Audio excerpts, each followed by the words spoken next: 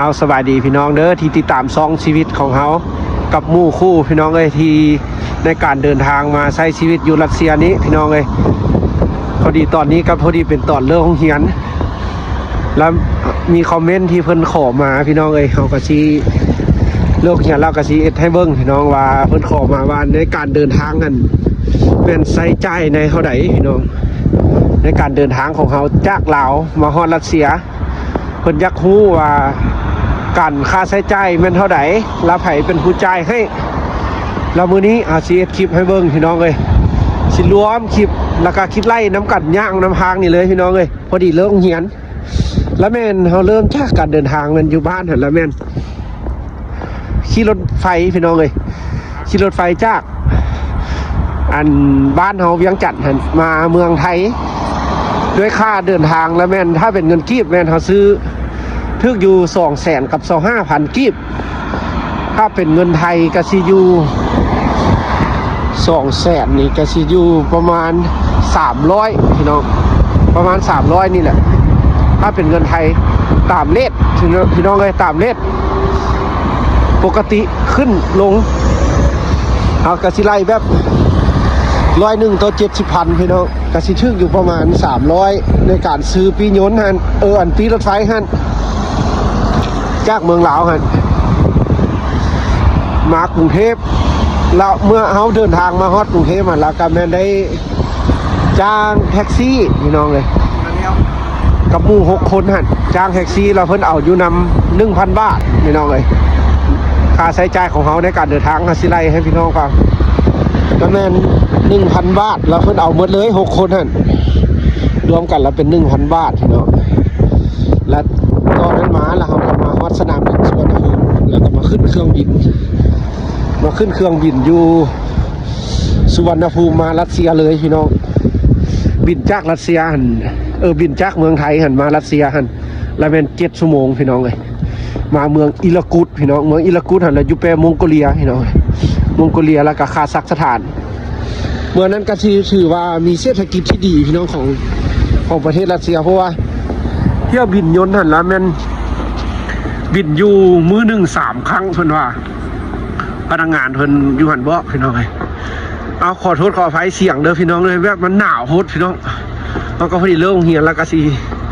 คิดไล่แล้วก็ถ่ายให้พี่น้องเบิ่งเลยตากมื้อนี่พี่น้องเอ้ย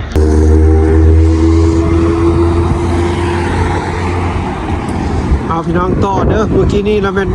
แบตโทรศัพท์ดับพี่น้องเลยเพราะว่ามันหนาวโพดพี่น้องหนาวเหลือเกินเย็นจนโทรศัพท์ดับพุ่นแล้วแม่นั่นเมื่อกี้นี่เขาแม่นเริ่มจากสนามบินสุวรรณภูมิเนาะพี่น้องเนาะเพราะว่าเขาซื้อตั๋วเครื่องบินแล้วแม่นเป็นเงินรัสเซียเงินรูเบิลพี่น้องทึกอยู่ 16,000 รูเบิลถ้า 16,000 รูเบิลเขาซื้อเป็นถ้าเป็นเงินกีบเขาก็สิทึกอยู่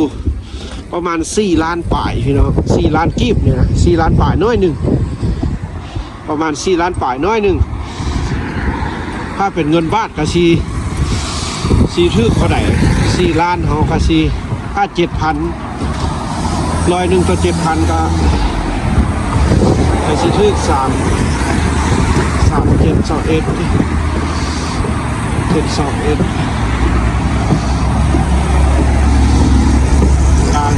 ถ้า 3,000 ก็ได้อยู่2 ล้าน 3,000 บาทจะทึกอยู่2 ล้านป่ายด้วยนึงจะทึกอยู่ประมาณ 6,000 บาทพี่น้องเอาซื้อตั๋วเครื่องบินจากกันเมืองอิลากุตหาประเทศไทยพี่น้องเลยจะทึกอยู่ประมาณ 6,000 บาทถ้าเป็นเงินไทย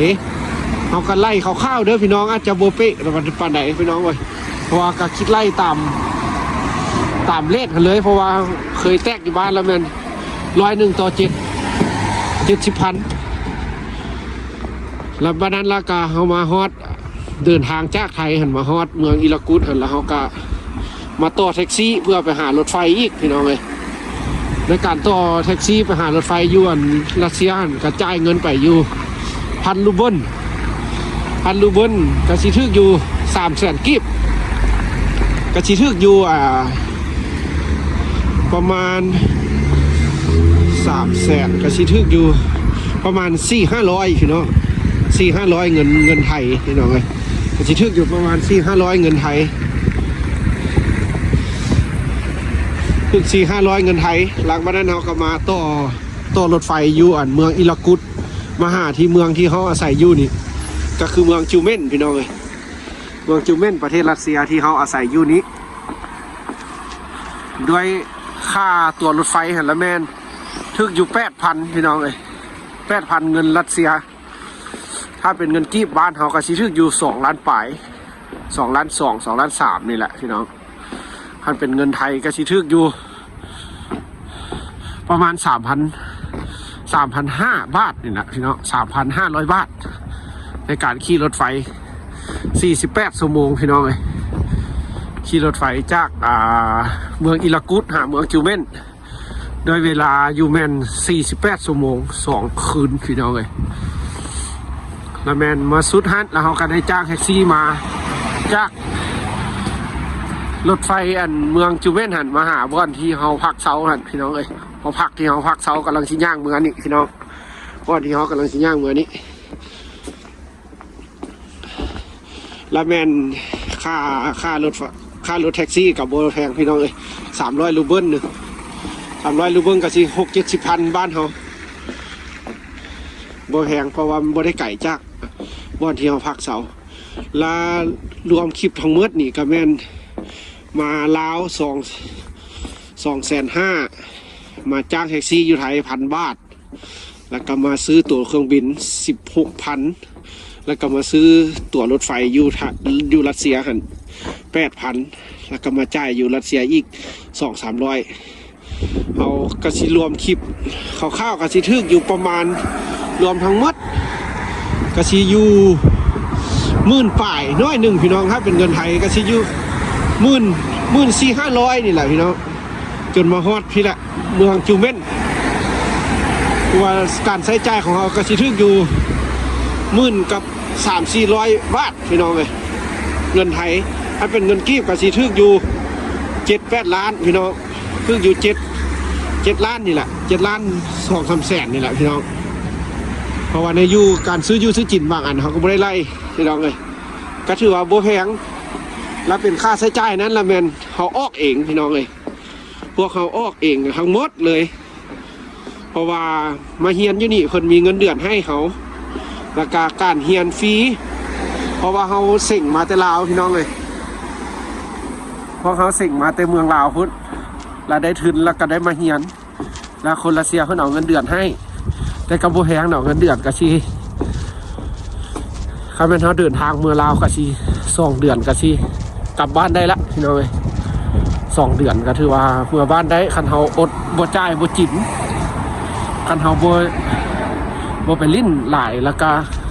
พอใส่พอจ่ายพี่น้องเลยคันเขาหิวข้าวเขาไปตลาดหลายแล้วเลาะซื้อเครื่องซื้ออย่างเขากินข้าวบ่แซ่บเด้พี่น้องอยู่รัสเซียนะอาหารการกินมันบ่คือบ้านเขาแตกต่างกันแล้วก็มีแต่ซื้อกินหันนั่นแม่นเขาซื้อเองВкусно. วันนี้ก็โอ้หนาวพี่น้องเลยอากาศนะแล้วแม่นจักสิพี่น้องเลยคลิปที่เขาซีอัพให้เบิ้งเพราะว่ามีเพิ่นขอมาแล้วเขาก็เอาลงให้แล้วเมื่อวานนี้เขาก็เอาลงไปแล้วว่าคลิปนึงหันเขาก็การเดินทางเขาลงไปแล้วแต่หากเพิ่นขอมาว่าอยากรู้รายละเอียดว่าหมดเงินเท่าไหร่ให้เบิ้งแน่ว่าการใช้จ่ายเท่าไหร่อยากรู้ว่าให้เป็นคนจ่ายคือว่าแม่นเขารับผิดชอบเองจ่ายเองการเดินทางตอนนี้ก็เป็นค่ายแรงพี่น้องพอดีเขาเลิกเฮียนแล้วกะตะเวนก็ไก่ซีตกดินละหมอสีฮอดเฮือนละหนาวเย็นหลายพี่น้อง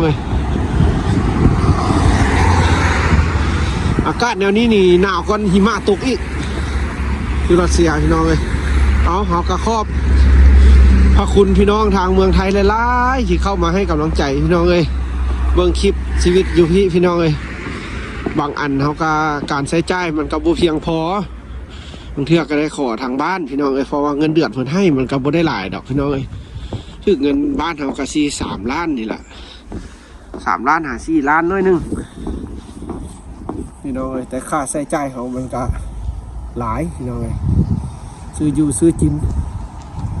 ไปโรงเรียนแต่ละมื้อเขาก็กินข้าวบ่เยอะเขาก็ได้ซื้อพี่น้องเลยจ่ายหันจ่ายนี่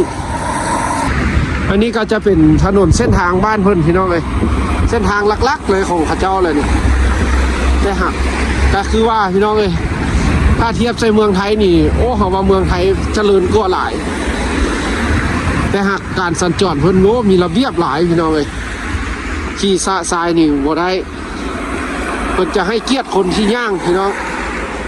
เพราะคนรัสเซียก็จะย่างหลาย